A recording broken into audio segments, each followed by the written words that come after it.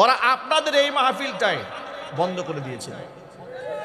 কথা বলেন, ক্ষমতার দাপটে ক্ষমতা চিরদিন থাকে না। তবে আপনাদেরকে কথা মনে রাখতে হবে, কে সামনে ক্ষমতায় যাবেন, কে আসবেন, এটা আল্লাহ পাক ভালো জানে। ঠিক কিনা জোরে বলেন। কিন্তু কোরআন এবং সুন্নাহ আলেম ওলামাদের সাথে যারা বিয়াদবি করবে তাদের কপালে যে জুতার বাড়ি থাকবে কিয়ামত পর্যন্ত, কোনো সন্দেহ নাই। বাংলার মাটিতে কোনো ভণ্ডের জায়গা হবে? আরো জোর আওয়াজে বলতে হবে, বাংলার মাটিতে ইসলামের দুশমনদের সাথে কোনো আতাত চলবে না, কোনো প্রীত চলবে না। যারা এদেরকে বাংলার মাটিতে স্থান করে দেওয়ার ষড়যন্ত্র করবে, এদেরকে রুখে দিতে প্রস্তুত করা দুহাত দেখতে চায়। নিশ্চয় আপনাদের ইতিহাস ভুলে যাওয়ার কথা নয়। আমি বক্তৃতাকালে আপনাদেরই এক ভাই মাঝখান থেকে স্লোগান দিয়ে দাঁড়িয়েছিলেন, নারায়ে তাকবীর, আল্লাহু আকবার, ভারতের দালালেরা হুঁশিয়ার সাবধান। ব্যাস, মাহফিল শেষ। আচ্ছা, আমি আপনাদেরকে বলি, যাদেরকে তিনি ভারতের দালালরা হুঁশিয়ার সাবধান বলেছিলেন, তা ভারতের দালালরা হুঁশিয়ার সাবধান বলেছেন, তিনি কারো নাম বলেছিলেন? চিৎকার দিয়া বলেন। ওই যে বাদশাহ বলল যে তুমি যে চুরি করে আসছো, তোমার মাথায় তো সেই তুলা লেগে আছে, সবাই বসে আছে, কেউ আর মাথায় হাত দেয়, উনি হাত দিছে। কথা বলেন, কারণ চোর সে শনাক্ত করে ফেলেছে। ভারতের দালালরা হুঁশিয়ার সাবধান বললে বিএনপি নারাজ হলো না, জামাত নারাজ হলো না, আলেম নারাজ হলেন না, সাধারণ মুসল্লিরা নারাজ হলেন না, কিন্তু আপনি নারাজ হলেন কেন? এর দ্বারা প্রমাণ হয় আপনি আসলেই ভারতের দালাল। আপনারা যে ভারতের দালাল, এরা তো আপনারা প্রমাণই করে দিয়েছেন। আপনারা আলেমদেরকে বলেছেন আপনারা আলেমরা হচ্ছে স্বাধীনতার শত্রু, পাকিস্তানের পেটাত্তা, পাকিস্তানের প্রেম নাকি আলেমদের অন্তরে আছে, এ ধরনের কথা আপনারা বলেছেন। কিন্তু আপনারা বলেন এই দেশের আলেমরা জেল খেটেছে, জরিমানা দিয়েছে, ফাঁসির মঞ্চে উঠেছে। কোন আলেম পাকিস্তানে গেছে? একটু জোরে বলেন না। কোন আলেমকে পাকিস্তান সরকার আশ্রয় দিয়েছে না টেনে নিয়েছে? এর দ্বারা কি প্রমাণ হলো? আলেমদের ব্যাপারে ওরা যা বলেছে এটা মিথ্যা বলেছে, ওরা মিথ্যাবাদী। ওরা কি? আরো জোরে বলেন। আর এটা জাতির কাছে খুব স্পষ্ট প্রমাণ হয়েছে, আলেমরা তাদের ব্যাপারে যে বলেছে ওরা ভারতের দালাল, কাফেরদের দালাল, এটা প্রমাণ হয়েছে অসংখ্য মানুষকে খুন করার পরে বাংলাদেশের নিকৃষ্ট শত্রুকে ভারত কুলে তুলে নেওয়ার মাধ্যমে প্রমাণ করেছে ওরা ভারতের পা চাটা গোলাম ছাড়া কিছু ছিল না।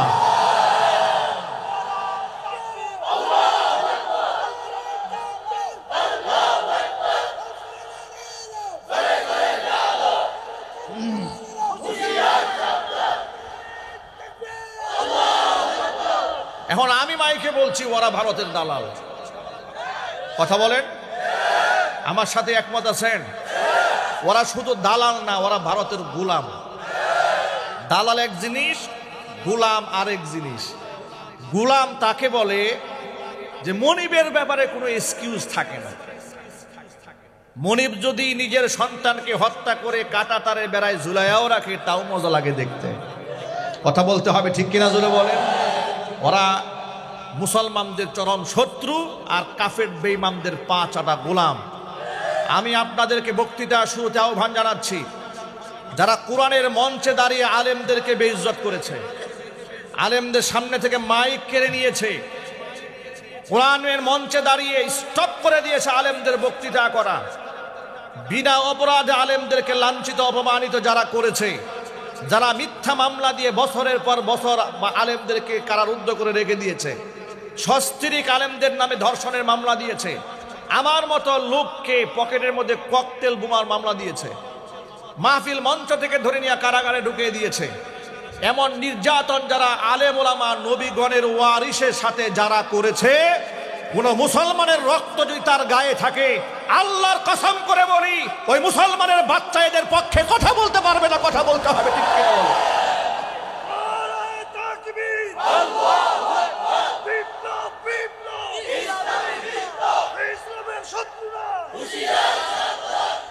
এদের মধ্যে মুসলমানিত্বের কিছুই নাই।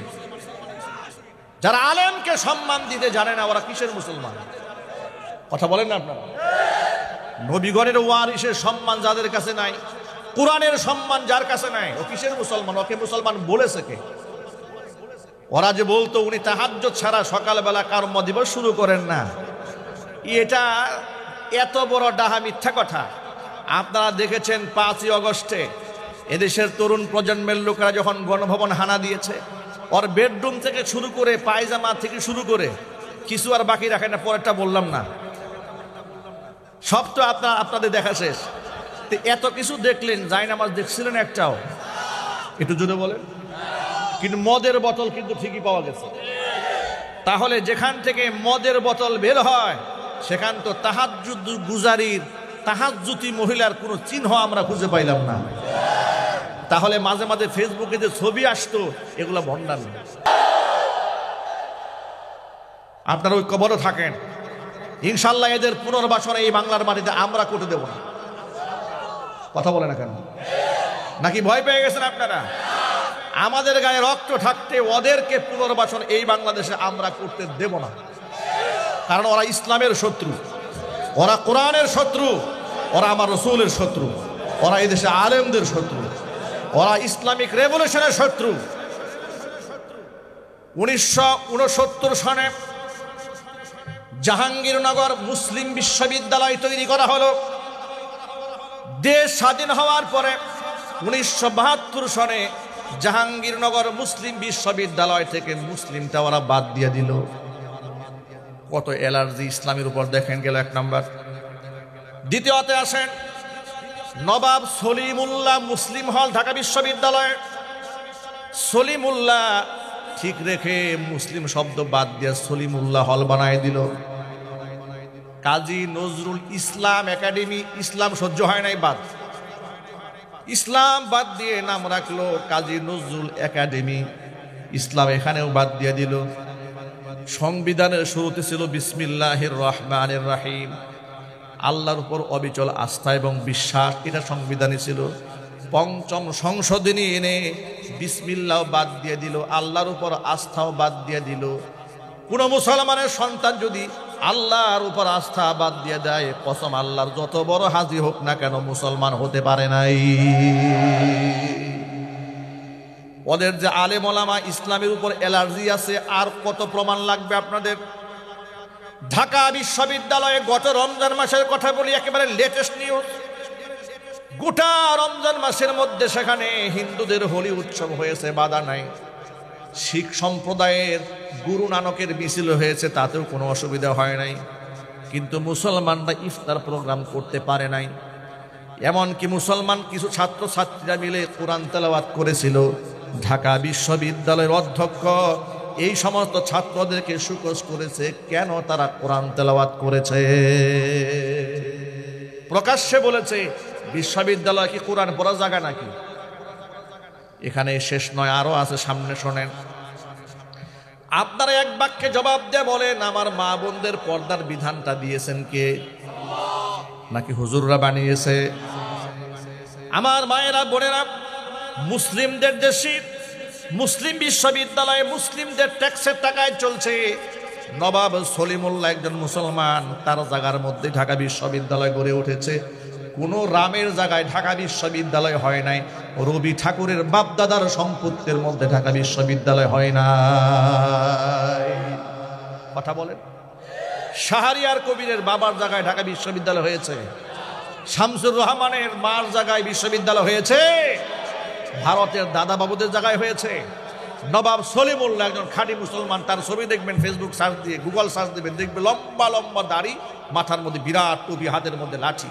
প্রশ্ন হলো, মুসলমানদের দানের জায়গায় ওয়াকফকৃত সম্পত্তির মধ্যে ঢাকা বিশ্ববিদ্যালয় গড়ে উঠল, আর সেই জায়গায় মুসলমানেরা ইসলাম চর্চা করতে পারবেন না।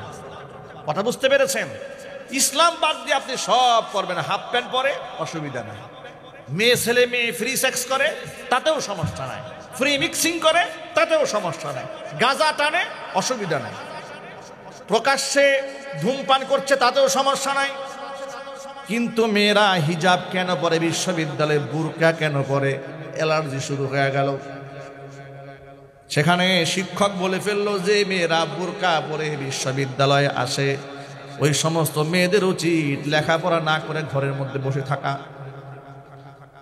আমি অবাক বিস্ময়ে তখনও বলেছি, আজও বলছি, যে শিক্ষক নামক কুলাঙ্গার বলেছে পর্দানিশীল মেয়েরা বিশ্ববিদ্যালয়ে পর্দা করে যদি আসতে মনে চায় তাহলে সে যেন বিশ্ববিদ্যালয়ে না আসে, সে যেন ঘরের মধ্যে বসে থাকে।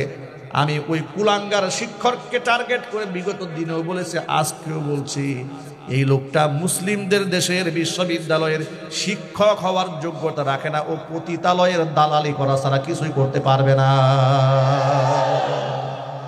ও হবে পতিতালয়ের দালাল। কিসের দালাল? জুলে বলেন। এই সমস্ত পতিতালয়ের দালালদেরকে তারা শিক্ষক বানিয়েছিল। কেন? ইসলাম কায়েম করার জন্য, ইসলামকে ধ্বংস করার জন্য। কি করার জন্য? জুলে বলে। এগুলা মাত্র কয়েকটা আপনাদের সামনে উপস্থাপন করেছি। এত ইতিহাস আমি বলতে চাই না, সংক্ষিপ্ত আকারে মনের কিছু দুঃখ আপনাদের সামনে শেয়ার করলাম। কি জন্য সেটাও বলি। আমাদের এই উপমহাদেশে দ্বীন শিক্ষাটাকে এমনভাবে অবহেলার সিস্টেমের মধ্যে করে দেওয়া হয়েছে যে ধর্ম যদি আপনি স্কুলে নাও পড়েন তারপর আপনি 90 পাবেন পরীক্ষায়। কেন? কারণ যে পরীক্ষায় লিখেছে ও তো ধর্ম বুঝেই না, যে খাতা দেখে ও ধর্ম আরো বোঝে না। বাস্তবতা আছে না নাই? আচ্ছা আপনারা বলেন তো, স্কুলে যারা এখানে মাধ্যমিকে পড়াশোনা করেছেন, ক্লাস 5 পর্যন্ত পড়েছেন, পরবর্তীতে আর তো ধর্ম সাবজেক্ট ওইভাবে নেই। জীবনে আপনারা ধর্ম সাবজেক্ট প্রাইভেট করেছেন? একটু জোরে বলেন না সবাই। ধর্ম সাবজেক্টের জীবনে কেউ কোনো ফেল করেছেন? তো প্রাইভেটও পড়েন নাই, স্কুলেও পড়েন নাই, বাসায়ও পড়েন নাই, কিন্তু আপনি কিন্তু ফেলও করেন না, অটো পাস। ঠিক কিনা বলেন? পক্ষান্তরে আপনি ইংরেজিতে কোচিং করেছেন, প্রাইভেটেও পড়েছেন, এরপরেও আপনি ফেল করেছেন। অঙ্কে প্রাইভেট পড়েছেন, কোচিং করেছেন, তারপরে আপনি ফেল করেন। পাশ করা খুব কঠিন হয়ে যায়, কিন্তু ধর্ম পাশ করা কোনো ব্যাপার না। এর মানে হচ্ছে ধর্ম এমন এক সাবজেক্ট বানিয়ে দেওয়া হয়েছে, এটা লিখলেও পাস, এটা না লিখলেও পাস। কথা বলেন, জোরে বলেন। এর মানে কি এই যে আপনি ধর্ম পাশ করলেন, ধর্ম অনেক ভালো পারেন নাকি? এটা জোরে বলেন না। এই যে ধর্ম আমরা সব পাশ করেছি, আমি তো স্কুলে পড়েছি, এই যে ধর্ম এতগুলো পড়লাম, পাশ করলাম, কি ধর্ম অনেক ভালো বুঝে পাশ করেছি? না। যদি ধর্ম এত ভালো বুঝে পাশ করে থাকেন তো আমি মাস্টার্স ডিগ্রি একজনকে দাঁড় করাই, তাকে বলি একটু বিশুদ্ধভাবে সূরা ফাতিহাটা করেন, তিনি পড়তে পারবেন না। তাকে বলি একটু দুরূদ শরীফ পড়েন, তিনি বলতে জানবেন না। তাকে বলি সবার সামনে একটু জানাজার নামাজটা একটু দেখাই দেন, তো তিনি বলতে পারবেন না। এটা কত বড় দুঃখজনক।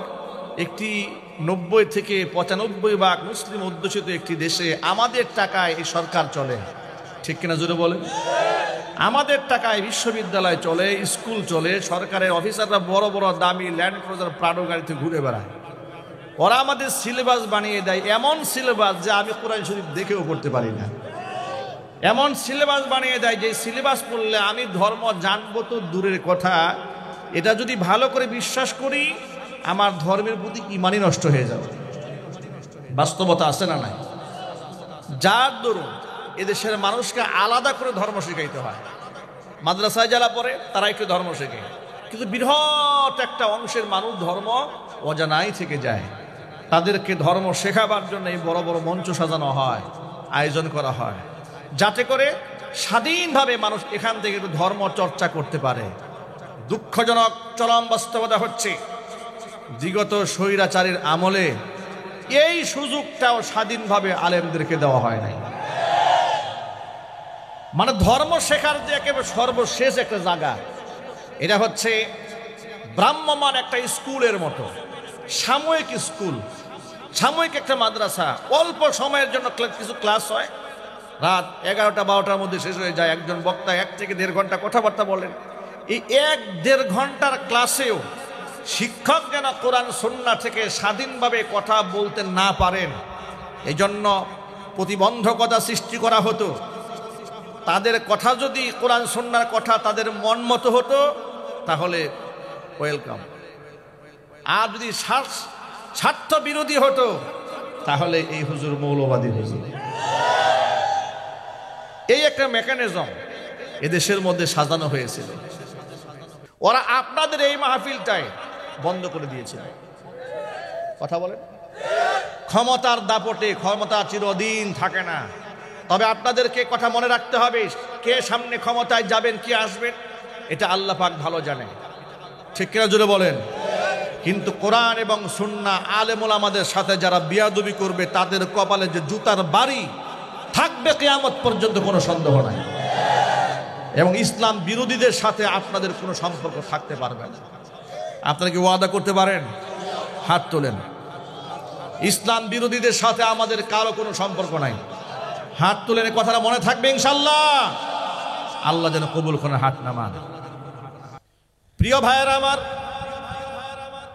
কোরআনের মাহফিলে কোনো মুসলমান তো বাধা হয়ে দাঁড়াতে পারে না। তার কারণ হলো কোরআনের মাহফিলে এসে মানুষেরা দিলের পরিবর্তন হয়। এই দেশে অসংখ্য বেনামাজিরা কোরআনের মাহফিলে এসে নামাজি হয়েছে। অসংখ্য সুদখোর এবং ঘুষখোরেরা তওবা করে খাঁটি মুসলমান হয়েছে। এটা কেন হয়? এটা আল্লাহ পাকের কোরআনের একটা আয়াত আছে। আল্লাহ রাব্বুল আলামিন নিজে বলেছেন, ফাআম্মাল্লাযীনা আমানু ফাযাদাতুহুম ঈমানাও ওয়া হুম ইস্তাবশিরুন। আমার একটা আয়াত যখন নাজিল হয়, আয়াতগুলো যখন বান্দারা শুনে, যারা ইমানদার বান্দা, তাদের অন্তরটা শীতল হয়ে যায়, তারা সুসংবাদ গ্রহণ করে, তাদের ঈমানটা বৃদ্ধি পায়। জোরে কোন সুবহানাল্লাহ। নবীজি সাল্লাল্লাহু আলাইহি সাল্লামকে আল্লাহ বলেছেন, ও আমার হাবিব, ওয়াযাক্কির ফাইন্নায-যিকরা তানফাউল মুমিনিন। আপনি আমার এই নসিহতের কথাগুলো মানুষের সামনে বেশি বেশি বলুন, ইমানদারদের ফায়দা হবে। আপনি যত বেশি বলবেন তত ফায়দা হবে, যত বলবেন তত ফায়দা হবে। কোরআনের মঞ্চে যারা একবার বসে একটানা 60 বছর পর্যন্ত নফল ইবাদত করলে যে সওয়াব হতো, বান্দার আমল নামার মধ্যে আল্লাহ পাক সেই সওয়াব লিখে দেন। শুধু কি তাই, তাদের জন্য মস্ত বড় সুসংবাদ আছে। এই মজলিসের মধ্যে প্রশংসা হবে কার? আরো জোরে বলুন না কার? এই সমস্ত ব্যক্তিদেরকে রহমতের ফেরেশতারা আবৃত করে চতুর্দিক থেকে দাঁড়ায় গেছে। এমন ভাবে দাঁড়িয়েছে, জায়গা না পেয়ে একজনের কাঁধের উপর ভর দিয়ে দিয়ে আরেকজনের কাঁধের উপর ভর দিয়ে দিয়ে আরশ মোয়াল্লা পর্যন্ত ইতিমধ্যে পৌঁছে গেছে। আমরা সেই দৃশ্য দেখতে পাচ্ছি না। আল্লাহ পাক ফেরেশতাদেরকে জিজ্ঞেস করছেন, সব কিছু জানার পরেও কি ব্যাপার, তোমরা কোত্থেকে এলে? ফেরেশতারা বলে, রব্বুল আলামিন, দুনিয়ার মধ্যে এই ভুলইন ঈদগাহ ময়দানে তোমার কিছু বান্দারা তোমার প্রশংসা করছে। আল্লাহ পাক জিজ্ঞেস করে, যারা আমার প্রশংসা করে ওরা কি আমাকে চিনে নাকি? ওরা কি আমাকে দেখেছে নাকি? বলে, না, তোমারা দেখে নাই। যদি তোমাকে দেখতো তো কি হতো? যদি আমাকে দেখতে পেত তাহলে কি হতো? ফেরেশতারা বলে, রব্বুল আলামিন, তাহলে তারা তোমার প্রশংসা করার জন্য আরো ব্যাকুল হয়ে যেত। আল্লাহ পাক তখন জানতে চান, ওরা আমার কাছে কি চায়? বলে, আল্লাহ তোমার কাছে এরা জান্নাত চায়। ওরা কি আমার জান্নাত দেখেছে? বলে, না, দেখে নাই। যদি জান্নাত দেখতো তাহলে কি হতো? ওই জান্নাতে যাওয়ার জন্য প্রতিযোগিতামূলকভাবে ধাবিত হতো।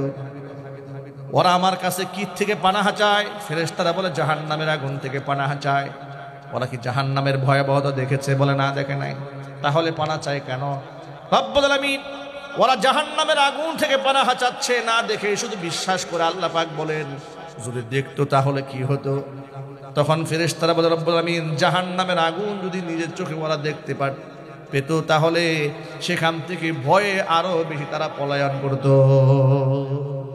আল্লাহ পাক তখন ফেরেশতাদেরকে ডাক দিয়ে বলে, ফেরেশতারা, ফাশহাদুরা, সাক্ষী হয়ে যাও যে সমস্ত বান্দারা আমি আল্লাহকে না দেখে আমার বরত্বের গুণগান গায়, আমার জাহান্নাম না দেখে আমার জাহান্নামের আগুন থেকে পানাহা চায়, আমার জান্নাত না দেখে আমার কাছে যারা জান্নাত চায়, তোমরা সাক্ষী থাকো, ওই সমস্ত ব্যক্তিদের জিন্দেগির সমস্ত গুনার খাতা আমি আল্লাহ তাআলা মাফ করে দিলাম।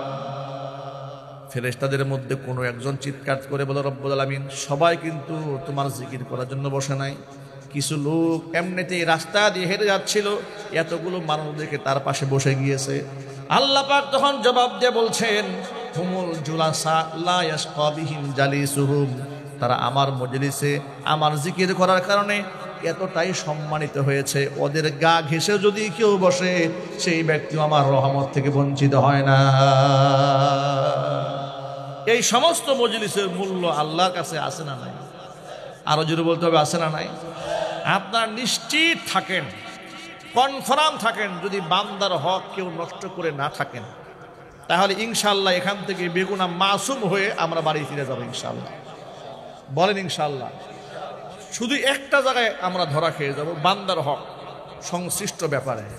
এটা বড় মারাত্মক জিনিস। আপনি যদি বান্দার হক নষ্ট করে থাকেন, শহীদও যদি হন, আল্লাহ আপনাকে ছাড়বেন না।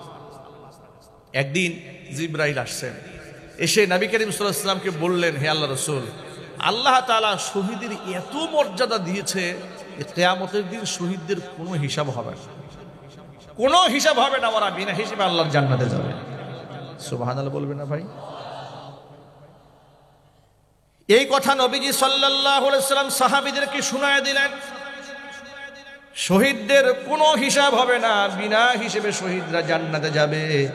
এই কথা শুনিয়ে দেওয়ার পরে ওই মজলিসেই নবীজি সাল্লাল্লাহু আলাইহি ওয়াসাল্লাম বসে আছেন, এখনো মজলিস ত্যাগ করেননি। মজলিসের শেষ দিকে সাহাবীদেরকে বললেন, সাহাবীরা শোনো, আরেকটা কথা বাকি রয়ে গেছে, যা জিবরাইল এই মাত্র আমাকে বলে গেলেন। কোন অংশটা? শহীদ যদি বান্দার হক নষ্ট করে গিয়ে থাকে, কিয়ামতের দিন শহীদদেরও জবাব দিতে হবে আসামির কাঠগড়ায় দাঁড়িয়ে। যে বান্দার হকটাকে আমরা কোনো হকই মনে করি না, ঠিক কিনা বলেন?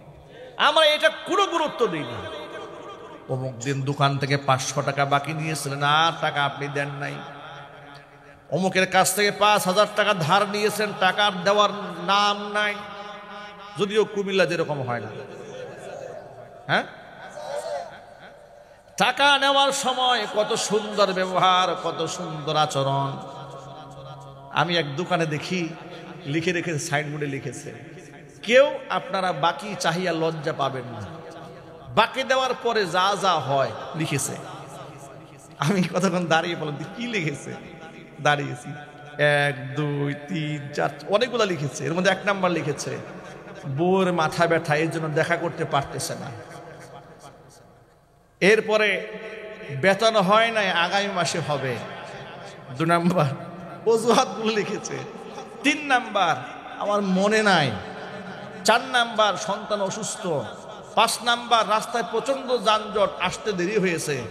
মানে এতগুলা অজুহাত 10-12টা দাঁড় করিয়েছে যে যদি আমি আপনাকে বাকি দেই তো আপনি এতগুলা রোগে আক্রান্ত হয়ে যাবেন। আমি চাই না আপনি রোগে আক্রান্ত হন। বাস্তবতা আছে না নাই?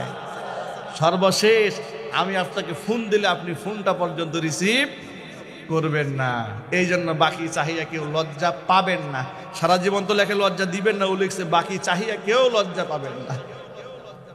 প্রিয় ভাইয়ের আমার, আমরা এটাকে কোনো আমলই মনে করি না, মনে করে এটা আবার কি জিনিস, এটা কোনো বিষয় না। নবী করিম সাল্লাল্লাহু আলাইহি সাল্লাম উপস্থিত সাহাবীদেরকে প্রশ্ন করলেন, ও সাহাবীরা তোমরা বলো তো, মানিল মুফলিস, সর্বহারাকে, সবচাইতে হত দরিদ্রকে? সাহাবায়ে কাম বললেন, আল্লাযী লা দিনার ওয়ালা দিরহাম, যার কোনো টাকা পয়সা নাই, দিনার দিরহাম নাই, সে তো সেই ব্যক্তি হচ্ছে সবচাইতে গরিব মানুষ। নবীজি বললেন, জবাব তোমাদের সঠিক হয় নাই। এবার সাহাবায়ে কাম বললেন, ফাল্লাহু ওয়া রাসূলুহু আলাম, জবাব যদি সঠিক না হয়ে থাকে, সঠিক জবাব আল্লাহ এবং তার রাসূলই ভালো জানেন। নবীজি এবার বললেন, শোনো, যার টাকা নাই, পয়সা নাই, সেই ব্যক্তি হত দরিদ্র নয়, সর্বহারা নয়। কিয়ামতের দিন এমন কিছু মানুষ আল্লাহর দরবারে দাঁড়াবে, অনেক নামাজের সওয়াব নিয়ে দাঁড়াবে, যাকাতের সওয়াব নিয়ে দাঁড়াবে, হজের সওয়াব নিয়ে দাঁড়াবে, নফল ইবাদতের সওয়াব নিয়ে দাঁড়াবে, রোজার সওয়াব নিয়ে দাঁড়াবে। সওয়াবের পাহাড় নিয়ে দাঁড়িয়ে যাওয়ার পরে তার জন্য আল্লাহ জান্নাতের ফয়সালা করতে যাবেন। এমন সময় অসংখ্য বান্দারা, পাওনাদার তার বিরুদ্ধে আল্লাহর দরবারে নালিশ দিবে, রব্বুল আলামিন তুমি এই ব্যক্তির কি ফয়সালা করবা? ও তো দুনিয়ার মাটিতে আমার 1% জায়গা ক্ষমতার কারণে মেরে দিয়েছিল। আছে না নাই? ক্ষেত খামার করতে গিয়া যখন হাইল সোজা করার দরকার ছিল, না করে 2 ফুট জায়গা আমার জায়গার মধ্যে ঢুকিয়ে দিয়েছে। বাউন্ডারি করার সময় আমার জায়গা বাউন্ডারি করে ফেলেছে। এমন লোক সমাজে আছে না নাই? আল্লাহ তাআলা সে তো আমার জমি মেরে দিয়েছে, আল্লাহ পাক তাকে বলবেন তার জমি তাকে ফেরত দাও। বান্দা বলবে রব্বুল আলামিন দেওয়ার মতো তো জমি তো আমার কাছে নাই, তো কি দেব? আল্লাহ পাক বললেন তাহলে সওয়াবগুলো আমলনামা থেকে ওকে দাও। তখন নামাজের সওয়াব, রোজার সওয়াব তাকে কিছু দিয়ে তাকে শান্ত করবে। আরেকজন দাঁড়ায় যাবে রব্বুল আলামিন, সে তো হক তার একা নষ্ট করে না, আমারও তো হক নষ্ট করেছে। তোমার কিসের হক নষ্ট করেছে? আল্লাহ, ও আমার নগদ 50,000 টাকা মেরে দিয়েছিল। আল্লাহ পাক বলবেন বান্দার টাকা ফেরত দাও। ব্যক্তি বলবে রব্বুল আলামিন টাকা কোত্থেকে পাবো? টাকাটা নাই, আমলনামার মধ্যে যা আছে তাই দিয়ে দাও। আমলনামা থেকে সওয়াবগুলো তাকে বন্টন করে দেবে, তাকে শান্ত করবে। এবার আরেক দল দাঁড়ায় যাবে, রব্বুল আলামিন আমার কিছু পাওনা আছে। কিসের টাকা? দোকান বাকির টাকা, পালায়ে গেছে, আছে না নাই? আরো জোরে বলেন। দোকান বাকির টাকা আছে, দেবে দেবে দিচ্ছি করতে করতে আর টাকা দেওয়া হয় নাই। এই মানুষগুলো আমার হক নষ্ট করেছে। কিন্তু দুনিয়াতে আমি দরিদ্র ছিলাম, অসহায় ছিলাম, প্রতিবাদ করার ভাষা আমার ছিল না। তুমি তো আহকামুল হাকিমিন, আজকে সঠিক বিচার চাই। আল্লাহ পাক বলবেন দাও। আল্লাহ নাই তো আমার কাছে টাকা, সওয়াব দাও। এরপরে সে পাওনাদারদেরকে সওয়াব বন্টন করতে করতে করতে করতে এক পর্যায়ে নিঃস্ব হয়ে যাবে। সর্বশেষ আরো কিছু পাওনাদার দাঁড়ায় যাবে। দেখেন কপাল কত খারাপ এই লোকের। আরো কিছু পাওনাদার দাঁড়ায় যাবে। দাঁড়িয়ে যাওয়ার পরে বলবে রব্বুল আলামিন তার কাছে আমার তো আরো কিছু টাকা পাওনা আছে। আল্লাহ বলবেন তাড়াতাড়ি দাও। বান্দা বলবে আল্লাহ দেওয়ার মতো কিচ্ছু নাই, সব শেষ। বান্দাকে আল্লাহ পাক তখন বলবেন দেওয়ার মতো কিছুই যদি না থাকে, নেওয়ার মতো অবস্থা তো আছে। তা তো আছে, ওর আমল নামা থেকে গুনাহগুলো তোর আমল নামায় নে। নাউজুবিল্লাহ পড়েন।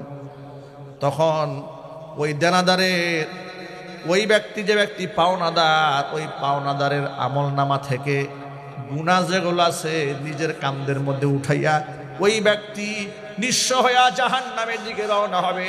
আল্লাহর হাবিব বলেন ওর চাইতে কপাল পুরা হতভাগা আর ওর চাইতে বড় দরিদ্র আসমানের নিচে জমিনের উপর আর কেউ নাই। টাকা পয়সা না থাকলে ব্যক্তি গরিব হয় না। কেন? আল্লাহ নবী বলেন ইত্তলাতু ফিল জান্নাহ, আমি জান্নাতও আল্লাহ আমাকে দেখিয়েছেন, জাহান্নামও দেখিয়েছেন। ইত্তলাতু ফিল জান্নাহ, জান্নাতের মধ্যে আমি নজর করে দেখেছি জান্নাতি কারা। ফারাআইতু আকসার আহলিহাল ফুকারা, জান্নাতের দিকে তাকিয়ে দেখি জান্নাতের অধিকাংশ মানুষ এই পৃথিবীর গরিবেরা। আল্লাহু আকবার বলেন। গরিব দিয়ে জান্নাতের অধিকাংশ জায়গা ভরপুর করে ফেলেছেন আল্লাহ সুবহানাহু ওয়া তাআলা। নবীজি সাল্লাল্লাহু আলাইহি ওয়াসাল্লাম এরপরে বলেন ওয়াত্তালাতু ফিন্নার, আমি এরপরে জাহান্নামের দিকে উকি দিলাম, দেখি জাহান্নামী কারা। ফারাআইতু আকসার আহলিহান নিসা, জাহান্নামের দিকে তাকিয়ে দেখি জাহান্নামের অধিকাংশ বাসিন্দা এই পৃথিবীর মহিলারা। মহিলারা জাহান্নাম দখল করে ফেলেছে। ঘৃণার সাথে বলেন নাউজুবিল্লাহ। মহিলাদেরকে ডেকে আল্লাহর হাবিব রাহমাতুল লিল আলামিন বলেছেন ইয়া মাশারান নিসা তাসাদদাকনা, ও মহিলারা বেশি বেশি আল্লাহর রাস্তায় তোমরা দান করো। কেন? ফা ইন্নী উরিতুকুন্না আকসার আহলিন নার, আমাকে দেখানো হয়েছে তোমরা অধিকাংশ নারী জাহান্নামে যাবে। মহিলারা জানতে চাইলেন ইয়া রাসূলুল্লাহ কোন সে অপরাধ, কোন অপরাধে অধিকাংশ নারী জাহান্নামে যাবে? নবীজি বললেন দুইটা বড় অপরাধের কারণে অধিকাংশ নারী জাহান্নামে যাবে। এক নাম্বার অপরাধ হচ্ছে লিতাকফুরনাল আশির, স্বামীর নাফরমানি করা। দুই নাম্বার হচ্ছে ওয়াতাকসুরনাল লানা, কথায় কথায় মানুষকে অভিশাপ দেওয়া।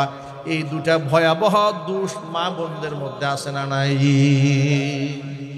মেজাজ খারাপ হয়ে গেলেই বদদুয়া দেওয়া শুরু করে, আল্লাহর গজব পুরুক তোর উপরে, আল্লাহ লানত পুরুক তোর উপরে, আছে না?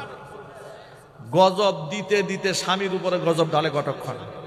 নিজের সন্তান দুষ্টুমি একটু বেশি করেছে, মেজাজ খারাপ হয়ে গেছে, আল্লাহ তোরে নিতে পারে না। কথা বলেন, এগুলা মহিলা বলে কিনা বলেন?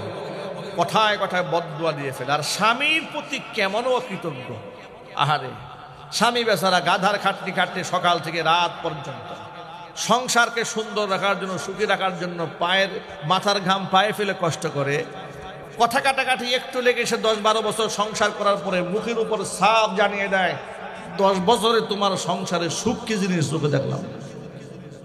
আছে না নাই? আর একটা কমন কথা বলে, এই কমন কথা যে কত স্বামী শুনেছে তার কোনো হিসাব নাই। কমন কথা হলো, মহিলা বলে একমাত্র আমি দেখে তোমার সংসারটা করছি। কথা বলেন ঠিক কিনা বলেন? একমাত্র আমি দেখে তোমার সংসার করছি, এছাড়া দুনিয়ার কেউ তোমার সংসার করতে পারে। এর মানে হচ্ছে সে যে স্বামীর ঘরে যাবে সে এক ডায়লগই দিবে। কথা বলেন ঠিক কিনা জোরে বলেন। যুবক ভাইরা আমার, মা বোনেরা, কণ্ঠের আওয়াজগুলো বাহিরে যাচ্ছে, অসংখ্য মায়েরা বোনেরা কথা শুনতে পাচ্ছেন। মায়েরা, আপনাদেরকে হিট করার জন্য, আঘাত করার জন্য কথাটা বলিনি। নবী করিম সাল্লাল্লাহু আলাইহি ওয়াসাল্লাম আপনাদেরকে বড্ড ভালোবেসেছেন, এই জন্য আপনাদেরকে সতর্ক করেছেন, খবরদার স্বামীর নাফরমানি করবেন না। নবীজি সাল্লাল্লাহু আলাইহি সাল্লামের চাইতে বেশি দয়ালু মানুষের প্রতি এই পৃথিবীতে আপনি আর কাউকে খুঁজে পাবেন না। আমি আমার খুতবার মধ্যে যে আয়াতখানা তেলাওয়াত করেছি, আল্লাহ পাক আয়াতে বলেছেন, লাকাদ জাআকুম রাসূলুম মিন আনফুসিকুম আজিজুন আলাইহি মা আনিতুম হারিসুন আলাইকুম বিল মুমিনিনা রাউফুর রহিম। জোরে কোন আল্লাহু আকবার। আল্লাহ পাক বলেন, তোমাদের ভেতর থেকে তোমাদের কাছে এসেছে এমন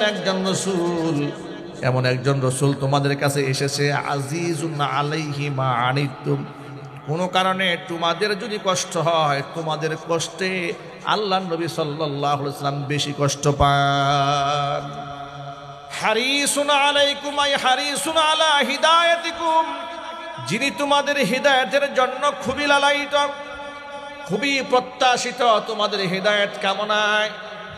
বিল মুমিনিনা রাউফুর রহিম, ঈমানদারদের জন্য তিনি বড়ই দয়ালু। জোরে কোন আল্লাহু আকবার। নবীজি সাল্লাল্লাহু আলাইহি ওয়াসাল্লাম নারীদেরকে কিছু কঠোর বাণী উচ্চারণ করেছেন স্বামীর ক্ষেত্রে।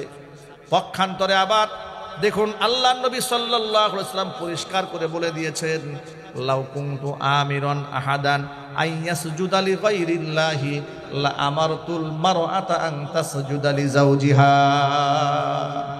আমি যদি এই দুনিয়াতে আল্লাহকে ছাড়া, আল্লাহকে বাদ দিয়া মানুষ হয়ে মানুষের পায়ে সিজদা করার পারমিশন দিতাম, তাহলে আমি মহিলাদেরকে বলতাম তারা যেন তাদের স্বামীর পায়ে সিজদা দেয়।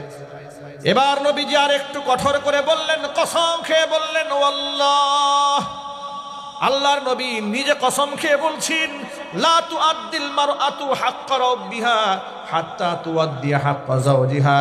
একজন মহিলা যতক্ষণ না তার নিজের স্বামীর হক আদায় না করবে, ততক্ষণ পর্যন্ত রবের হক আদায় করতে পারবে না। তাহলে এবার আপনারা বলেন, মা বোনদের জন্য স্বামীর খেদমত করার দরকার আছে না নাই? আরো জোরে বলেন, এটা কি সুন্নত না ফরজ? আরো জোরে। ফরজ দায়িত্ব। কিন্তু এই কথাটা অনেক মা বোনেরা বুঝতে চান না, মনে করে পশ্চিমাদের আদর্শই হচ্ছে তার জীবনের আদর্শ। ইদানিং অনেক মহিলা আছে বাহিরে গিয়া কাজ করাটাকে অনেক সম্মানের মনে করে, আছে না নাই? পশ্চিমারা এই দেশের মেয়েদের ব্রেন ওয়াশ করে, এমনকি এই দেশের কিছু বুদ্ধিজীবী নামক বুদ্ধি প্রতিবন্ধী ব্যক্তিদেরকে বাংলাদেশে বসিয়ে রেখেছে। নারী অধিকারের নামে স্লোগানটা দিয়ে তারা কি করেছে দেখেন, তারা বলে নারী পুরুষের সমান অধিকার। এ কথা কি সত্য না মিথ্যা? আরো জোরে বলতে হবে। এর চাইতে ডাহা মিথ্যা কথা দুনিয়াতে আর হতে পারে না। নারী আর পুরুষ কি সমান হতে পারে? আল্লাহ পৃথিবীর নারী পুরুষকে সমান বানিয়েছেন না? সমান বানান নাই। অধিকার ন্যায্যতার ভিত্তিতে দেওয়া হয়েছে। কোন কোন জায়গায় পুরুষকে অ্যাডভান্স করা হয়েছে, কোন কোন জায়গায় নারীকে এগিয়ে দেওয়া হয়েছে। যখন আল্লাহু আকবার। পুরুষ এবং নারীকে সমান বানিয়ে এক দায়িত্ব আল্লাহ পাক কোথাও দেন না, যেটা বর্তমান সমাজের নালায়েক কুলাঙ্গারেরা নারী পুরুষের সমান অধিকারের নামে নারীদেরকে পুরুষের কাতারে দাঁড় করিয়ে নারীদের ইজ্জত সম্মানকে ধ্বংস করে দিয়েছে।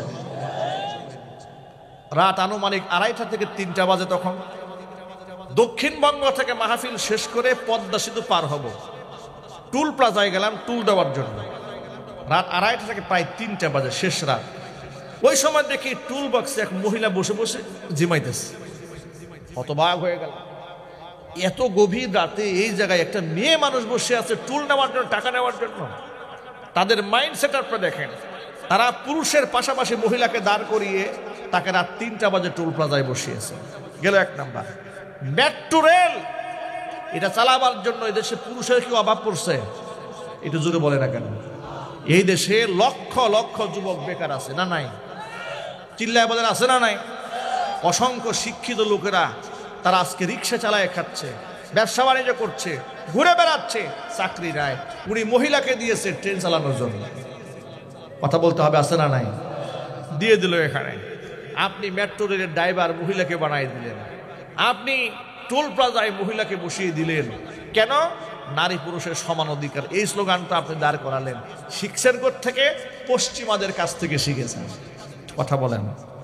কিন্তু আমার প্রশ্ন হচ্ছে, আপনারা বলেন বিগত 250 বছরের ইতিহাসে এই যে প্রেসিডেন্ট নির্বাচন হয় আমেরিকাতে, আজ পর্যন্ত কোনো মহিলাকে তারা প্রেসিডেন্ট বানিয়েছে? আরো যদি বলেন, ডোনাল্ড ট্রাম্পের মতো পাগল ছাগলকে প্রেসিডেন্ট বানাই ফেলছে, কিন্তু মহিলাকে বানাবে না। এর মানে ওরা হাদিসের এই কথা ভালো করে জানে। নবী করিম সাল্লাল্লাহু আলাইহি সাল্লাম বলেছেন, লা ইউফলিহা কাউমুন ওয়াল্লাহু আমরাহুম ইমরাআতান।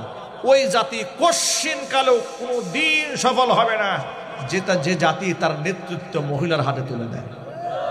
এই কথার উপর পশ্চিমারা আমল করলো, আর ওরা আমাদেরকে একটা ট্যাবলেট বানিয়ে খাওয়াই দিল। মহিলাদেরকে ক্ষমতায় নিয়ে আসেন, মহিলাদেরকে এগিয়ে নিয়ে আসেন। জানুর মহিলা রাস্তায় নেমে স্লোগান দিল, নিজের ইজ্জত শেষ, স্বামীর সাথে সংসারও শেষ। কথা বলতে হবে, ঠিক কিনা জুড়ে বলেন। আপনাদেরকে আরেকটা তথ্য নেই, নিশ্চয় আপনারা শিক্ষিত মানুষ, জ্ঞানী মানুষ, আপনারা খুব ভালো করে জানেন স্বাবলম্বী মহিলা বলতে কাদেরকে বোঝায়? যারা চাকরি বাকরি করে সংসার চালাতে পারে। ঠিক কিনা বলেন? এই বাংলাদেশের পরিভাষায় মনে করা হয় স্ট্যাবলিশড, একদম প্রতিষ্ঠিত নারীকে নিজে কাজ করে খাইতে পারে, স্বামীর সহযোগিতার কোনো দরকার নাই, নিজেই কাজ করে খায়। আপনি কি তথ্য নিয়ে কোনোদিন চিন্তা করেছেন এই দেশে ডিভোর্সি নারী তালিকার মধ্যে সবচাইতে বেশি যে সমস্ত নারীরা নিজের পায়ে দাঁড়িয়েছে তাদের ভাষায়? কথা বলতে হবে, ঠিক কিনা বলে। শিক্ষিতা ডিভোর্সি নারীরা, তাদের তালিকা দেখেন, তারা কর্মসংস্থানে ব্যস্ত থাকে, তারা স্বামী হারিয়েছে, সন্তানের ভালোবাসা তারা হারিয়েছে। ফর এক্সাম্পল বুঝাই বলি, রাত 3টা বাজে যে মেয়েটি টুল প্লাজায় বসে আছে এই গভীর রাতে, তার তো স্বামীর প্রেম দরকার ছিল। এই সময় আওয়াজ নেই, বুঝেন না কথাটা? এই সময়টা সে থাকবে স্বামীর সাথে, না হয় তার ছোট্ট বাচ্চা থাকলে বাচ্চাকে বুকের সাথে আগলায় রাখার সময়। বাচ্চাকে বুকের সাথে আগলায় রাখে নাই, স্বামীকেও বুকের সাথে আগলায় রাখে নাই।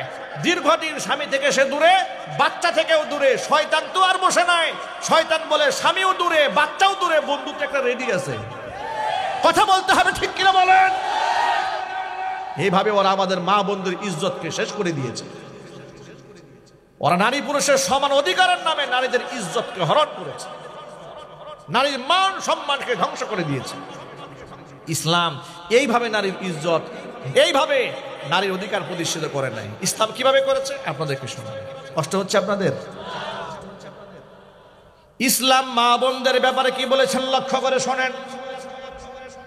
ইসলাম বলেছে, ওয়ালাহুন্না মিসলুল্লাযী আলাইহিন্না বিল মারুফ ওয়ালিররিজালি আলাইহিন্না দারাজা।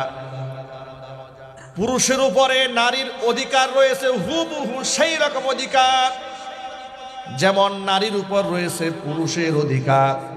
অধিকার শব্দ বলতে গিয়ে আল্লাহ তাআলা পুরুষের অধিকারের কথা বলার আগে নারীদের অধিকারের কথা আগে বর্ণনা করেছেন। জোরে কোন সুবহানাল্লাহ।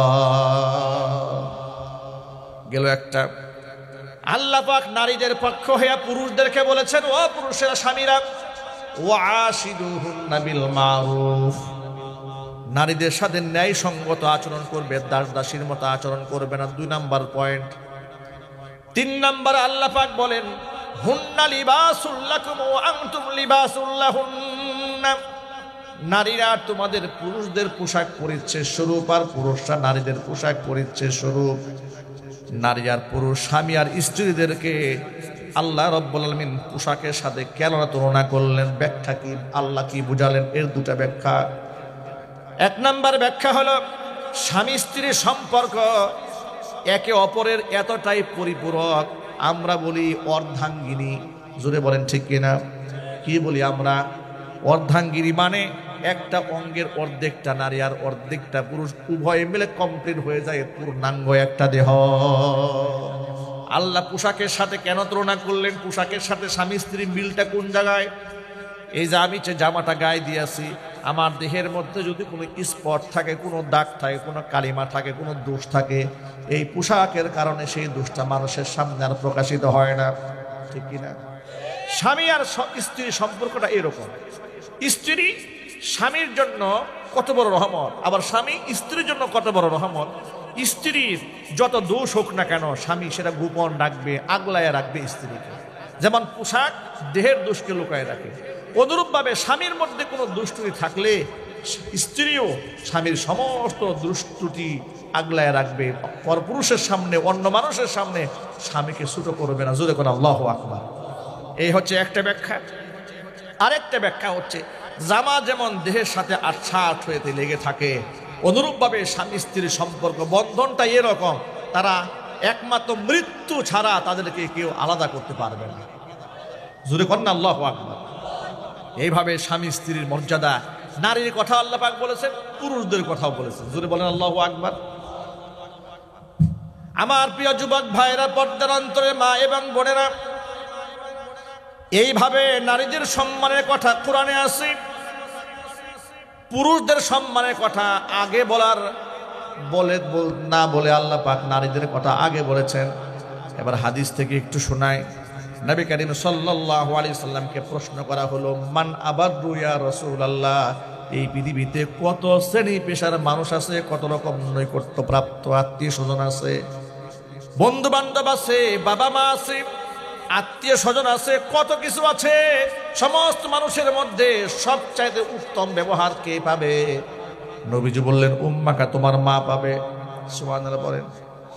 আবার প্রশ্ন করা হলো, সুম্মা মান, তারপরে কে পাবে? নবীজি বলেন, উম্মাকা, তারপরেও তোমার মা পাবে 2 নাম্বার। তৃতীয় নম্বরে বলা হলো, সুম্মা মান, তারপরে কি পাবে? নবীজি বললেন, উম্মাকা, তোমার মা পাবে। চতুর্থবারে বলা হলো, সুম্মা মান, তারপরে কে পাবে? নবী করিম সাল্লাল্লাহু আলাইহি ওয়াসাল্লাম চতুর্থবারে বললেন, সুম্মা আবাক, এরপরে তোমার বাবা পাবে। এখানে অধিকার মর্যাদা দেওয়ার ক্ষেত্রে নারীকে সমান সমান দেওয়া হয়েছে না বেশি দেওয়া হয়েছে? বেশি দেওয়া হয়েছে। সুবহানাল্লাহ বলবেন না? বেশিটা কেন দেওয়া হয়েছে? দেখেন, নারীর এক্সট্রা 3টা কাজ আছে যেখানে পুরুষের কোনো হাত থাকে না। নারী একা সন্তানের জন্য এই কষ্টটা সহ্য করে, এই জন্য নারীর অধিকারকে 3 গুণ বাড়িয়ে দেওয়া হয়েছে। সেটা কি? 10 মাস, 8 মাস, 9 মাস মা যে সন্তানকে গর্ভে ধারণ করেছে, এই কষ্টে পুরুষের কোনো ভাগাভাগি আছে? কষ্ট 1। 2 নাম্বার, বাচ্চা প্রসব করার যে যন্ত্রণা, হামালাতহু উম্মুহু কুরহা ওয়া ওয়াদাআতহু কুরহা, কোরআনের ভাষায়, যে গর্ভে ধারণ করেছে কষ্ট করে, গর্ভপাতও করেছে কষ্ট করে, এই কষ্টে পুরুষের কোনো পারসেপশন আছে? নাই। 2 নাম্বার। 3 নাম্বার, তাকে 2 বছর দুগ্ধ পান করেছে মা বুকের স্তন্য দিয়ে, এই যে কষ্টটা, এই কষ্টেও কি স্বামীর কোনো ভাগ আছে? ভাগ নাই। তাহলে এক্সট্রা 3টা কষ্ট মা একা করে বিধায় নবী করিম সাল্লাল্লাহু আলাইহি ওয়াসাল্লাম মায়ের মর্যাদা 3 গুণ বাড়িয়ে দিয়েছেন। এবার শোনা আল্লাহর হাবিব কি বলেন, আল জান্নাতু তাহতা কুদামিল উম্মাহাত, মায়ের পায়ের নিচে সন্তানের জান্নাত, কিন্তু বাবার পায়ের নিচে সন্তানের জান্নাত একটা হাদিসও নাই। মাকে এখানেও প্রাধান্য দেওয়া হয়েছে, মানে নারীকেই প্রাধান্য দেওয়া হয়েছে। জোরে কোন সুবহানাল্লাহ। এবার আরেকটা হাদিস শোনায়, উম্মুল মুমিনিন মা আয়েশা সিদ্দিকা রাদিয়াল্লাহু তাআলা আনহা হাদিসের বর্ণনাকারী, তিনি বলেন, নবীজি সাল্লাল্লাহু আলাইহি ওয়াসাল্লামের কাছে একটা কিচ্ছা বর্ণনা করলেন। কাহিনী হলো, একজন ক্ষুধার্ত মহিলা তার 2টা বাচ্চা মেয়েকে নিয়ে মা আয়েশার কাছে এলেন। আসার পরে তার কাছে হাত বাড়ালেন, কিছু খাবার চাইলেন। মা আয়েশা বলেন, আমার ঘরে একটা মাত্র খেজুর ছাড়া তাকে দেওয়ার মতো কিছুই ছিল না। ফাআতাইতুহা ইয়াহা, একটা খেজুরি আমি মহিলার হাতে তুলে দিলাম। ফাকাসসামাতাহা বাইনাহুমা ওয়া লাম তাকুল মিনহা শাইআ, মহিলাটি একটা খেজুরকে 2টা ভাগ করে 2 ক্ষুধার্ত মেয়ের মুখে তুলে দিয়েছে, কিন্তু মহিলা নিজেও ক্ষুধার্ত ছিল, কিছু খায় নাই। মেয়েদের প্রতি এই মহিলার এই আদর স্নেহ ভালোবাসা দেখে আমি মুগ্ধ হলাম। নবীজি সাল্লাল্লাহু আলাইহি ওয়াসাল্লামের কাছে এই কাহিনী তিনি বর্ণনা করলেন, ইয়া রাসূলুল্লাহ, দেখেছেন মেয়ে সন্তানের প্রতি মায়ের কত ভালোবাসা।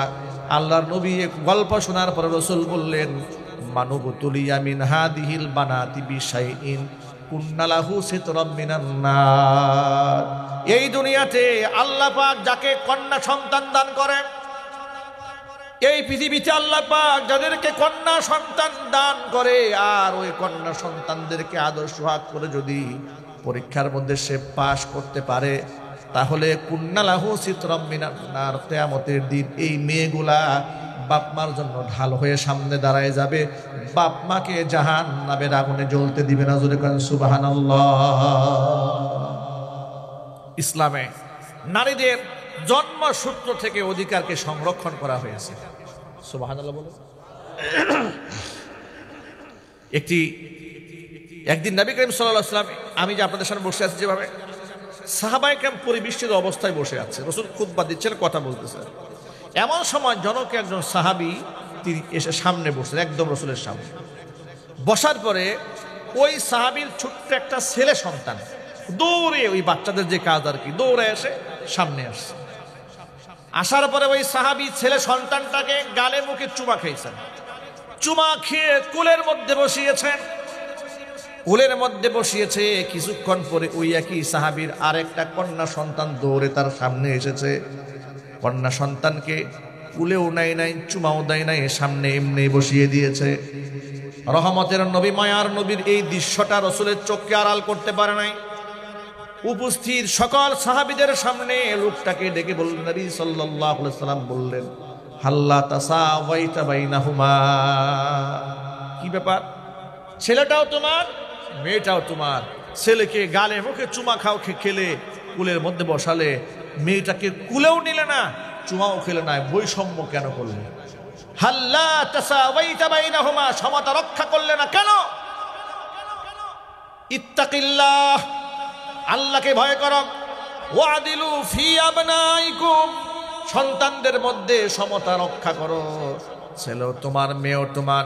ছেলেকে যেমন আদর করে কুলে কাছে নিয়ে চুমা খেয়েছো, কুলে নিয়েছো, তোমার মেয়েটাকেও কুলে নিয়ে চুম্বন করা দরকার ছিল। জোরে বলেন সুবহানাল্লাহ। এই কথাটি রাসূল কোন জামানায় বলেছেন জানেন? যে জামানায় মেয়ে সন্তান জন্মগ্রহণ করলে ওই সময়ের লোকেরা মনে করে যে এর কপাল খারাপ। কথা বুঝতে পেরেছেন? যে জমানায় কন্যা সন্তান জন্মগ্রহণ করলে মানুষ কন্যা সন্তানকে জীবন্ত পুঁতে ফেলতে চায়, সেই সমাজে রাসূল বললেন, ছেলেও তোমার মেয়েও তোমার। ঘরের মধ্যে যার কন্যা সন্তান আগে জন্মগ্রহণ করে, ওই ঘরের মধ্যে আসমানের রহমতের সবগুলি দরজা আল্লাহ মুক্ত করে দেয়। ইসলামে নারীর অধিকার দেওয়া হয়েছে সবার ক্ষেত্রে, সর্বদিক থেকে সর্বাগ্রে মা বোনদের সম্মান দেওয়া হয়েছে। আল্লাহর নবী আরেকটা হাদিসের মধ্যে আরো স্পষ্ট করে বলেছেন, ইন্নামাদ দুনিয়া কুল্লুহা মাতাউন, গোটা দুনিয়াটা হচ্ছে দুনিয়ার সামগ্রী, যা দেখতে পাচ্ছে সব দুনিয়ার সামগ্রী, আমি আপনি সহ।